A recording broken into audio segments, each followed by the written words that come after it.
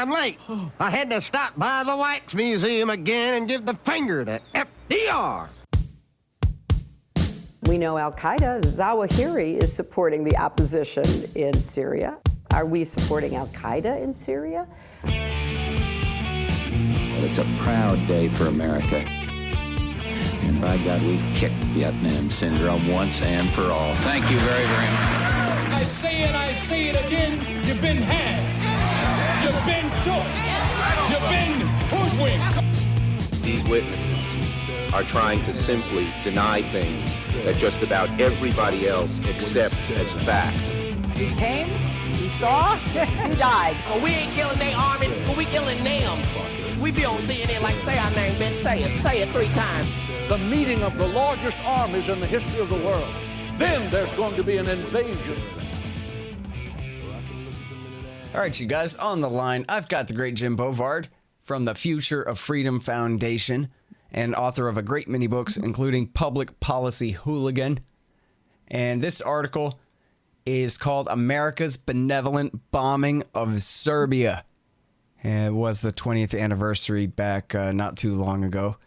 And so welcome back to the show, Jim. How are you doing? Hey, Scott. Thanks for having me on. Yeah. So Bill Clinton, he got impeached, but not removed. And then as soon as he got not removed, he launched this war in Serbia to, save the people or something, right? You know, it was kind of bait and switch as far as the motives and the rationale. But basically, almost as soon as his Senate trial was over and he was not convicted and removed from office, he started bombing. It's something Hillary Clinton was very enthusiastic on. It's kind of like it was sort of like a makeup present for her, maybe, you know, since she was rather perturbed at how the Monica Lewinsky scandal had gone down. Mm-hmm. But it was something which most of the American media embraced. You know, the Washington Post loved the war. New York Times was mostly gung-ho for it. So it was sad to see how the media was mostly lockstep in favor of the war, and how the media mostly ignored the killings of Serb civilians, the bombing of Serb hospitals, the bombing of Serb marketplaces. Instead, most of the American media let Bill Clinton define the war as a triumph of good over evil. As it's sort of like the same way the popes talked about the Crusades in the Middle Ages, and you try not to pay too much attention to all the people that got plundered along the way to Jerusalem. Yeah, and in Jerusalem. Oh my God! Yeah, just barbaric. And now, so let me stop you on the Hillary point, a couple points back there before we get back into all the other great stuff you're talking about here. But on the Hillary point, it sounds almost crazy, and yet you have an important footnote here. This is well reported by an official biographer. This is no unauthorized biography. This was an official biography of Hillary Clinton by Gail Sheehy from, I'm almost positive, was at New York Newsday, who had written this piece. As you mentioned here, this was how she made up with Bill after the Monica Lewinsky scandal. This was, he'd been out in the doghouse or whatever. This was the first time she talked to him again, according to her, was when she called him to say, you better start this war, Bill, if you ever want me to come back. Well, and it's kind of interesting, you know, since Bill Clinton had a wandering eye, you know, Serb women and children to die. Alexander Coburn had some good comments on this in the LA Times back in 1999. He said it's scarcely surprising that Hillary would have urged Clinton to drop cluster bombs on the Serbs to defend our way of life. The First Lady is a social engineer. She believes in therapy, policing, and the duty of the state to impose such policing. War is more social engineering. And Hillary is a tough therapeutic cop. She does not shy away from the most abrupt expression of the therapy, the death penalty. That's Coburn. Yeah. Hey guys, Scott here. I got some books you should read. The War State by Mike Swanson, a great history of the early Cold War. No Dev, No Ops, No IT by Hussein Badakhshani. How to run your computer business like a good libertarian. Oh yeah, and don't forget Fool's Errand, Time to End the War in Afghanistan by me. And now, I'm not sure if this is in your piece, but it's worth bringing up here. The Rambo Yay Accord, how they launched this war was, first of all, you do talk about this, that the genocide that they trumpeted turned out to be no such thing. But also, in the name of stopping that genocide, they had delivered this Rambo Yay Accord to Slobodan Milosevic, the leader of the Serbs, that demanded what, Jim?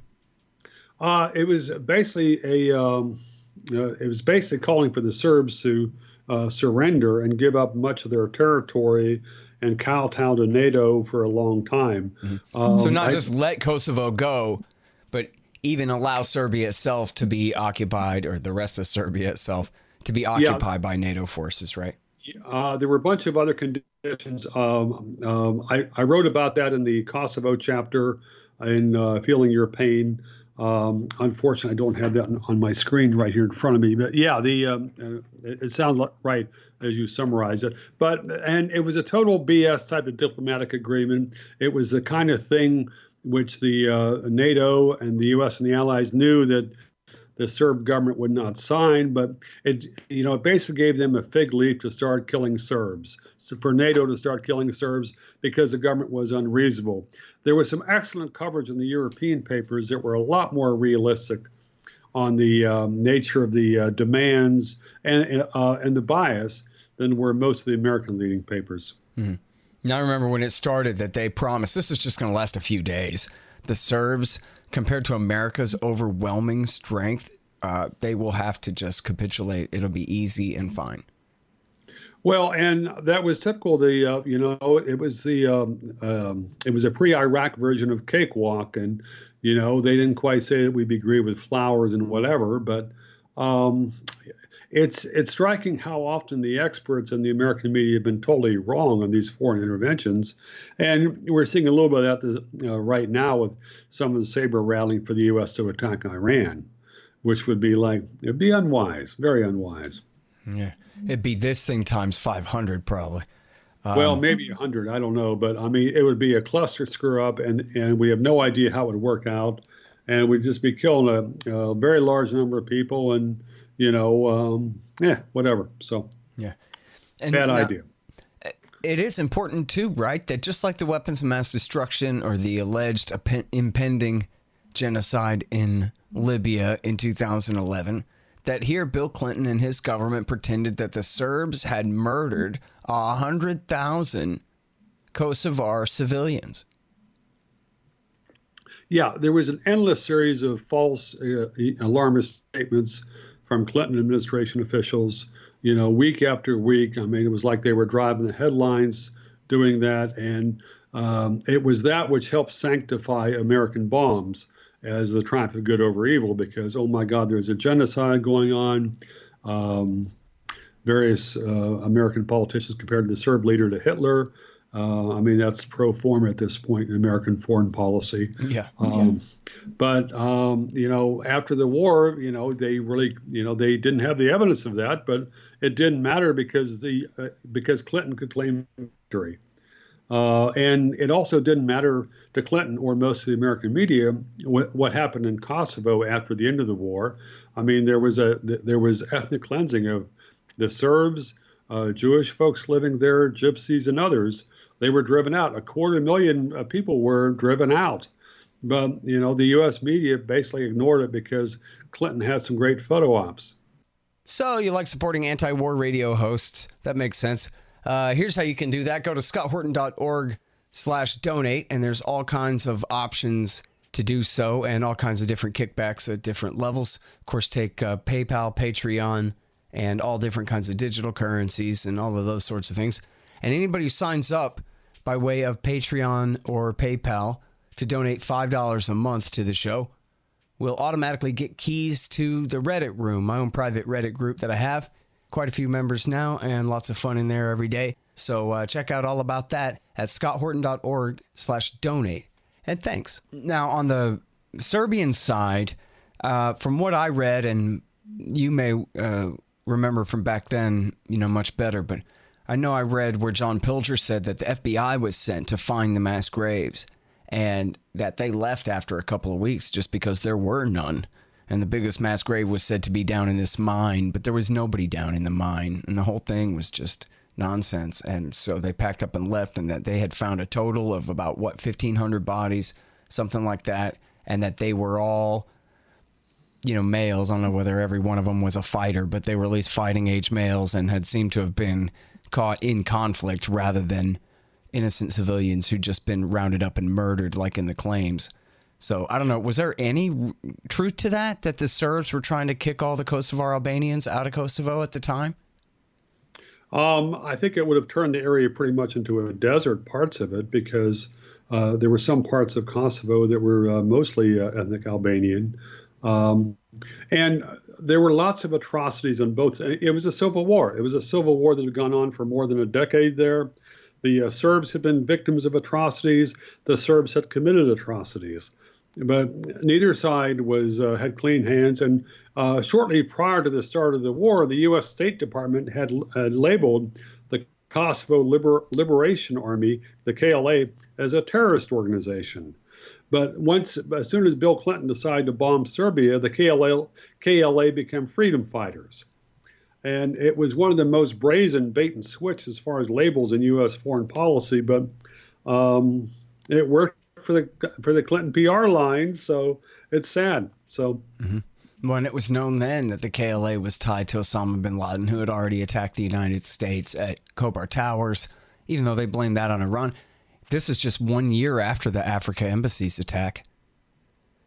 Yeah, well, I don't know if the U.S. was trying to, show its macho elements there or whatever, and there was a lot of, tension with Russia because Russia was basically pro-Serb, and there was at one point at the airport, I don't know if it was at one of the major airports, Pristina Airport, yeah. Yeah, where there could have been a conflict between the Russian troops and the American troops.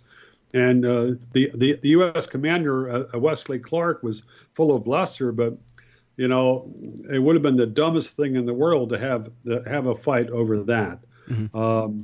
But it was a major, maybe not a turning point, but the U.S. bombing campaign against the Serbs did have a profound influence on the Russian perspective of the U.S. because the Serbs were fellow Slavs and the Russians had a lot of sympathy for them. I mean, it was surprising how easy it was for the Clinton administration to demonize the Serbs because the Serbs had been our allies in World War II. The Serbs had fought the Nazis when they invaded Yugoslavia. They were very tough. They had a huge number of casualties fighting the Nazis. Unlike some of the other groups in that country that were basically were happy to collaborate. But that all got washed away, and all of a sudden the Serbs were the new Nazis. Mm-hmm.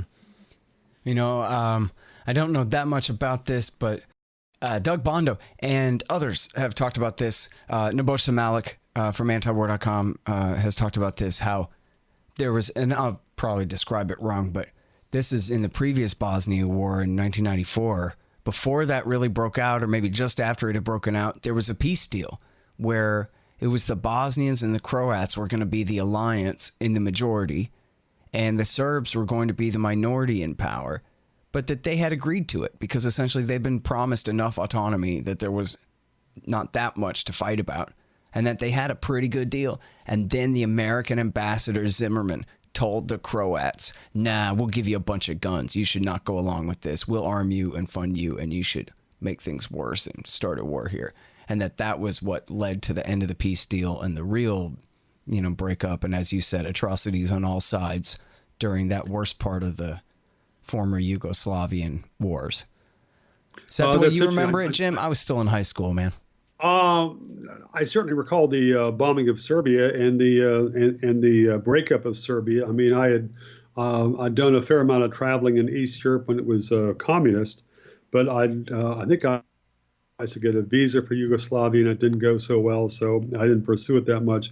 But you were talking about Doug earlier. I think Doug was in somewhere in maybe not Bosnia, but somewhere there when there was when the Serb civilians were basically driven out in mass, hundreds of thousands driven from their homes. There was a plumber I've used a few times. He's kind of overpriced, but he's a good guy. Who was in that group of people that were driven out, and his family managed to come to America afterwards. And no, it was absolute terrorism of this on the Serb civilians. But for some reason, the Clinton administration decided the Serbs were bad people and that they didn't have any rights. And okay, if they're civilians, too bad for them. Yeah. And, it's so important, too, about the cost to America's relationship with Russia there, because I think in the earlier intervention in Bosnia, kind of that had been one thing. But when it came to Kosovo, that was over Yeltsin's dead body.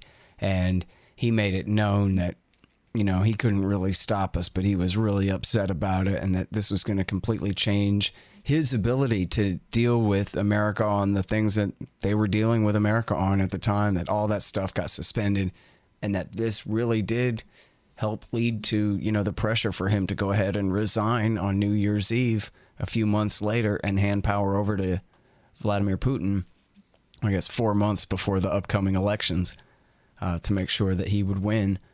And so they want to complain, but that was a big part of the reaction inside Russia was that we were dancing on their grave and that they were going to have to push back at some point, Yeah, and there was nothing good that came out of this. It's interesting. Some of the Israelis, I think Ariel Sharon, was outspoken in opposition to the U.S. War because he said it would simply give radical Muslims a base on the mainland of Europe. Because the ethnic Albanians, who were later linked to body trafficking, murdering people and selling their body parts. But don't worry, there was a statue of Bill Clinton in Kosovo's capital, so that's all that matters. Yeah, I mean, there was so much BS surrounding this war. And almost all it's forgotten. But there was a sanctimony, and there were people who were empowered in the American media and in American politics, and those are some of the folks who helped pave the way to the Iraq War by making all these absurd promises about how it's going to be a humanitarian triumph, how we'll help the people. Hell, I mean, it would have been a lot easier simply to drop the sanctions in Iraq, and then the people would have been a hell of a lot healthier.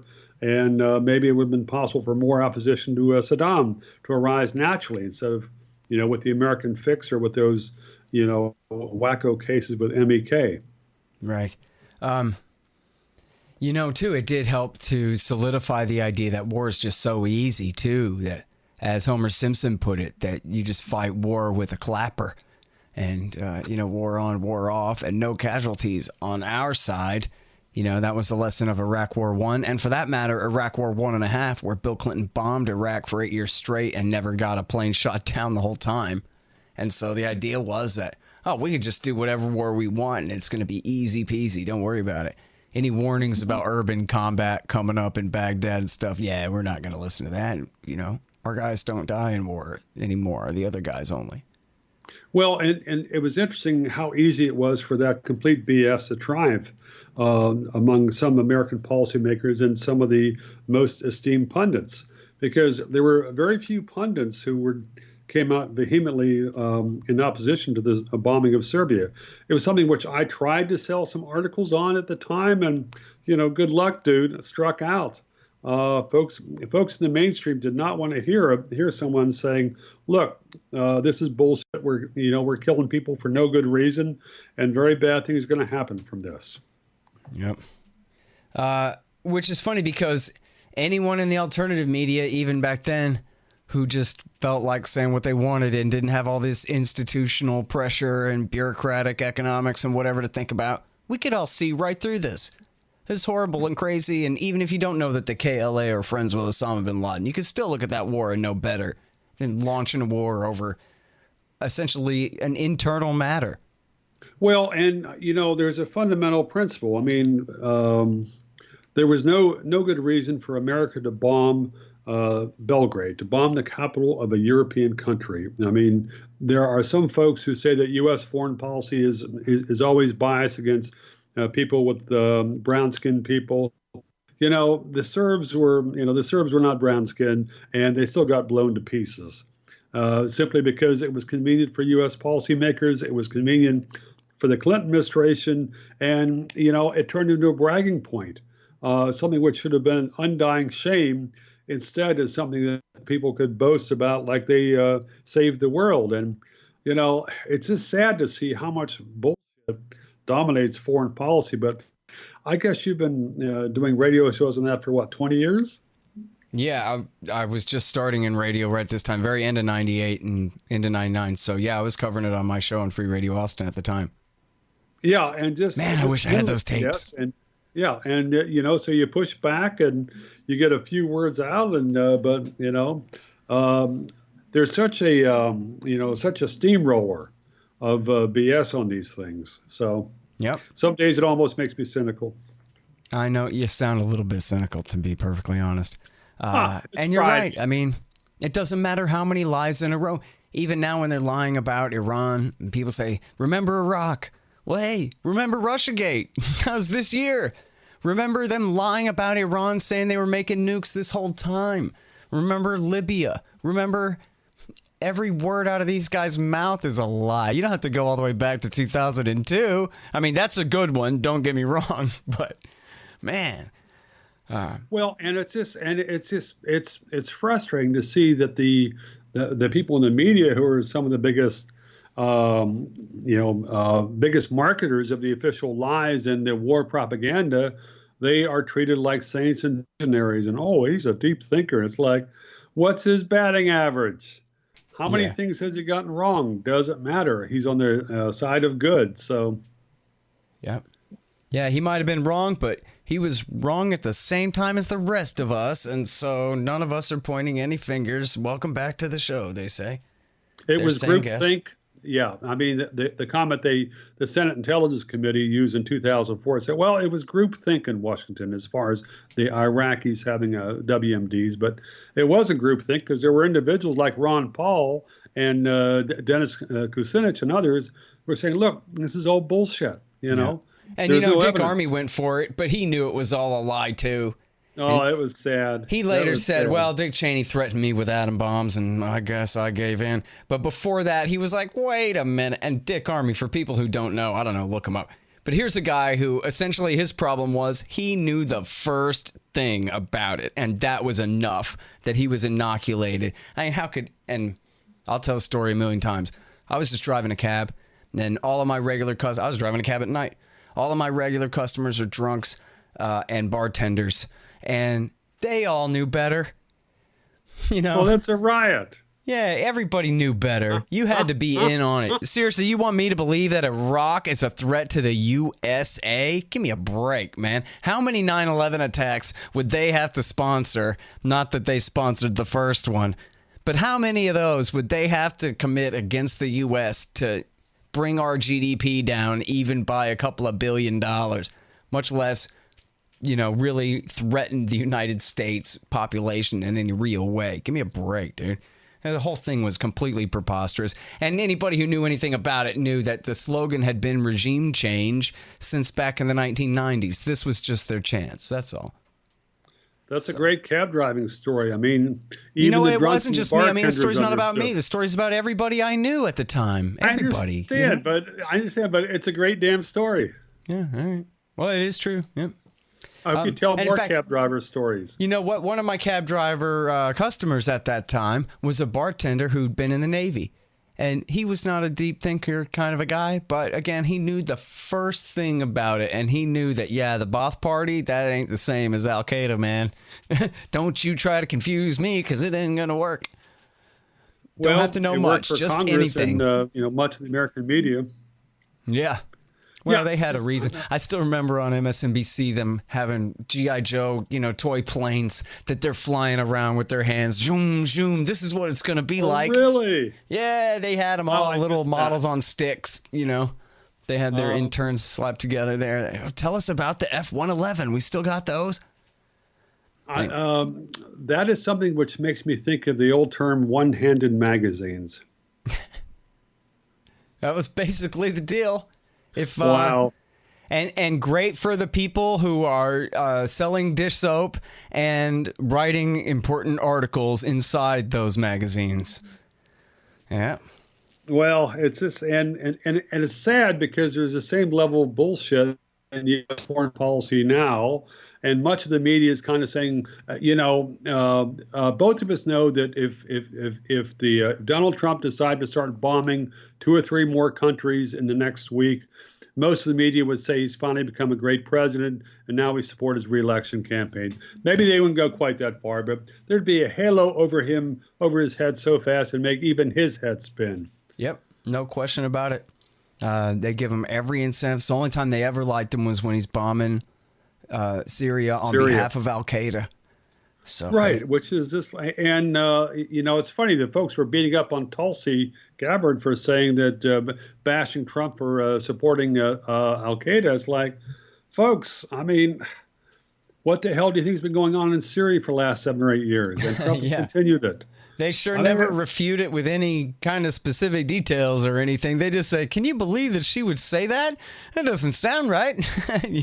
Well, yeah. Well, it doesn't sound right because it's dumber than crap. Yeah. So, because they've been on Al Qaeda's side this whole time and calling them not Al Qaeda, but that's who they always were. Yeah, a bunch of damn rascals. Yep. And by the way, you mentioned the media role there back in 1999 when they did this one. And I wanted to bring up Christiane Amanpour and her marriage at the time to, I think it was Jamie Rubin, wasn't it? Something like that. That sounds right. It was one of these State Department weenies, was married right to the biggest warmonger lady on CNN. And she may only be on CNN International now or whatever, but back then she was on regular CNN, mongering this war day in and day out, while her husband's over there giving the State Department briefing that she's covering. So pretty sure how they met, let's start a war together. And then they did, launder all kinds of just completely fake stories, including one where there were kids on the inside of a fence, and the guy or there was just a piece of chain link there. What, that guy took a very narrow shot and made it look like there were a bunch of children stuck behind this fence when they could just walk right around it or whatever it was, Or he had climbed to the inside of the fence to take a picture of them on the outside, but make it look the other way around. This kind of thing. Well, yeah, I mean, that's foreign policy incest. Yeah, seriously. And, another thing is I remember from the time that once the bombing started, that was when the real cleansing campaigns started on both sides. And that was, right. I remember even the CNN, I don't know about Amanpour herself, but even CNN reporters who were there and that kind of thing were reporting that, not that they always put made the narrative clear about the chronology and what it meant, but that, yeah, we do have a bunch of refugees now fleeing the bombing by NATO led by the United States rather than fleeing anything that was happening before the bombing had started. But there's that human wave you were looking for your pictures, Yep. It's interesting. There were a handful of journalists who were there. There was a guy or two with the LA Times and some, I think, a New York Times dude as well, who did some excellent articles on the ground there and did call out some of the BS going on. But it was just so completely overwhelmed by the Clinton administration dominating the talking points and most of the media kowtowing to the White House. So, but there were folks who tried, and the truth did pop up here and there, but it didn't stick. Hey guys, Scott here for Liberty Under Attack Publications. Looking for a Liberty-focused publisher? Liberty Under Attack publishes books and strategy guides for individuals looking to increase their personal freedom. They assist authors through the entire publishing process: proofreading, editing, cover designs, paperback and Kindle formatting, and full audiobook narration and post-production. Tell them Scott sent you and get 20% off a full service deal. To get some one-of-a-kind books or for more information, visit libertyunderattack.com. All right, so Kosovo now, it was, late Bush years when they finally recognized the full-scale independence of Kosovo and I think let them into the UN and everything, right? I think that's right, yeah. And then, so what about the government there now? Is it still just run by KLA murderers or what?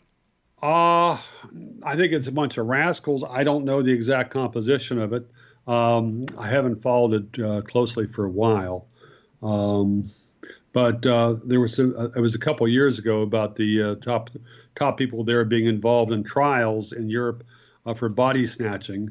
They were accused of organ trafficking, I guess, capturing Serbs and killing them and selling their body parts, which is usually not frowned upon when it's not done by folks who've got a license for that. So yeah.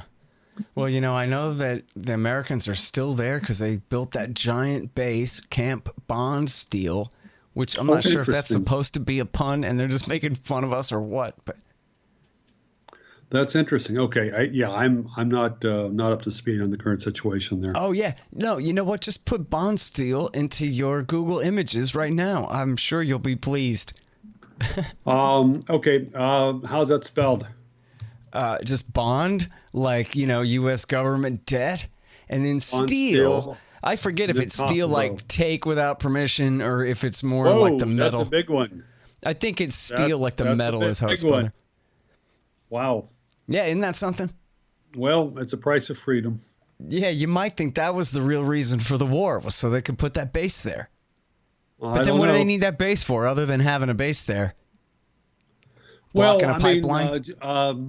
Just in case Macedonia tries to take over the rest of Europe from that side. Yeah, who knows?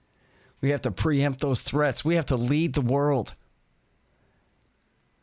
I guess. All right. Well, listen, back to your point for the last point, I guess, about the lack of accountability here, where they never had an authorization for this war, even after the fact. Bill Clinton just did it. And I'm no fan of the UN, but the law is that you have to have a UN Security Council resolution if you're going to start a war. And they didn't do that. They just went with NATO here. And if memory serves, the House passed a resolution opposing the war. I've forgotten if that went through the Senate, but it was something which was then taken to the courts, and the courts would not basically uphold or enforce that. Right. So Congress did try to pull in the reins, but the Clinton folks just basically said, screw you. Yeah. And so that really helped set the precedent for later, too. Bush at least did get an authorization for his aggressive war in Iraq. But when it came to Obama times for the war in Libya and the war in Yemen, Syria, they called that covert, I guess. Yemen, Syria, whatever. Somalia, we'll Syria, throw that one in. That was just a CIA finding. But, in Yemen and in Libya, you have outright American military intervention in a way that they just shrugged it off. Again, they couldn't have gotten authorization, just like in Serbia, so they just didn't try. They just did it anyway. Yep, and, that's something that did not tarnish Obama's halo because he was still seen as the incarnation of goodness, and he was an idealist. But even Obama admitted that Libya may have been one of his biggest mistakes. Yeah. But going back to late 2015, in the Democratic debates, you had Hillary Clinton saying the bombing of Libya was smart power at its best. 3-4 years after the country had turned to crap, and it's like, I was shocked. Yeah, well, and she knew there wasn't going to be a follow-up question, so it was all right for her to go ahead and just... Yeah, there's so many levels of bullshit on these things. Yeah. Jesus. Well, and even on Obama saying Libya was a mistake, what he actually said was it was a mistake to not invade and occupy the country afterwards to build a nation there. And that he should have known that. Okay. Not that I should have known not to do it if I wasn't going to follow through, but just I should have followed through.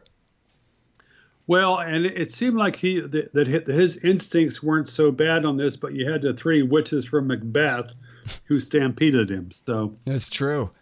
Power, Rice, and Clinton were the ones. We just had this conversation with Alan Cooperman a minute ago, which is great. So, yep, that's how it happened, all right. Although, just like with Bush Jr. and his neocons, it was Obama who was sitting in that chair. It was him who had the decision to make.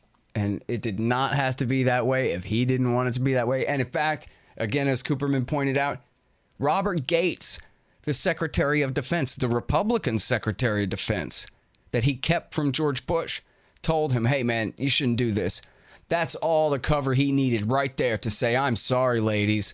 My Secretary of Defense is telling me that this is just not, the risks are too high, whatever. I can't do it. And instead of hiding behind Gates like a real man, he went and bowed down to them. And so, well, and it's sad because he was doing so well before then. Yeah. But you know what? You talk about how he still has his halo. You got to admit, W. Bush was a pretty easy act to follow.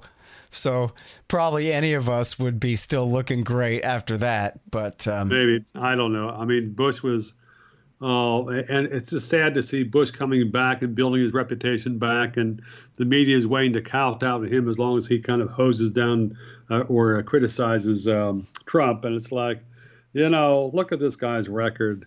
There's no virtue here. Yeah. Well, he didn't do anything that they didn't support, so no harm, no foul. It's all good from their point of view, just like with this. That's like with the rest of it. And by the way, I want to mention this because, for the young people who were too young at the time, this will maybe help make this story stick in their head that when Wesley Clark, the Supreme Allied Commander of NATO forces during the Serbia War, during that incident at the Pristina airport that you talked about there, that his order was belayed not just by the British general, Michael Jackson, who just happened to share a name with the American pop star rapist guy, but also it was another singer, and I'm sorry that I'm going to screw this up. I think his last name was Blunt, and he was some kind of famous singer from this era, and he was actually the colonel on the ground who was sort of belaying that order before General Jackson even told him to belay it, and was saying, gee whiz, General Clark, you sure you want me to attack these Russians here at this airport? I don't know, General Jackson, are you listening to this? And kind of did his own foot dragging and refusal to carry out Clark's omnicidal orders there. And then that was the funny part of the anecdote, was that this guy grew up to be a famous, grew up, he was already an adult, I guess, but became a famous singer in Britain. But it would be better when I tell the story if I knew the guy's name or any of his music. It wasn't Sammy Hagar or anybody I've ever heard of and hate. It was somebody I would hate probably if I heard his music, but I'm not familiar with it. But anyway, people might know who I'm talking about if I have the last name right. They're probably all saying, we know who Blunt is, Horton. So maybe that'll be good enough, Jim. Close enough for government work, so. Yeah, man. Hey, at least I didn't almost get the whole world killed. That's good. Well, you did better than Wesley Clark. Yeah, man. And what's funny is he ran for president and no one brought that up. No one said to him, hey, you almost killed all of us. What's up with that? Well, would have been a good question. Yeah, it's sad. I mean, I was happy his campaign didn't go anyplace. Yeah. Oh, by the way, speaking of, indicting candidates for their roles and things, you quote Biden in here. Oh, that's right. Yes. The Democratic, see, you and I forget, he is actually the front runner among the Democrats right now, Jim. Go ahead. Yes. And back in 2010, Biden was praising the former leader of the KLO, this guy, the prime minister, and he said he was a George Washington of Kosovo.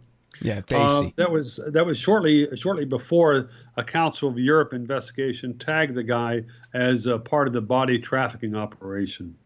Yeah, and which is serious because I've read about that. I mean, you're talking about murdering people, stealing their organs.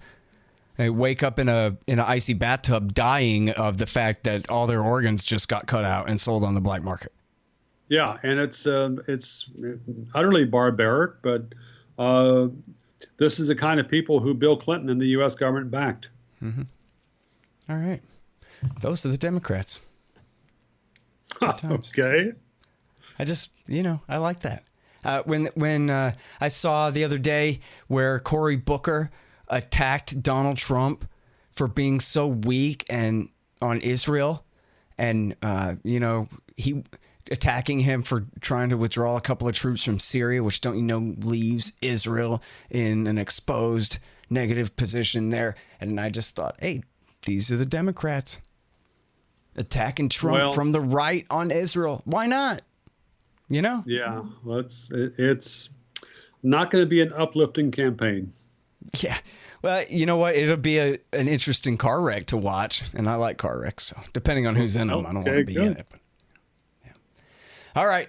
Hey, man, you're a great writer. And sorry I'm such a lousy interviewer, but I like talking to you. You're doing fine. Okay. Well, thank you. Thanks for your kind words. Thanks for having me back on, and keep up with the hell raising, and next year we'll win. Maybe. Yeah, there you go. Thanks, Jim. All right. All right, you guys, that's Jim Bovard. He's at the Future Freedom Foundation, and he wrote Public Policy Hooligan, which is really great. It's his memoir of being an investigative columnist, which is the best kind of columnist, right? Original reporting, but with plenty of bad words and stuff in it. He's at USA Today. I mentioned here this one, America's Benevolent Bombing of Serbia, is at the Future Freedom Foundation. He also wrote Attention Deficit Democracy, masterpiece, absolute masterpiece.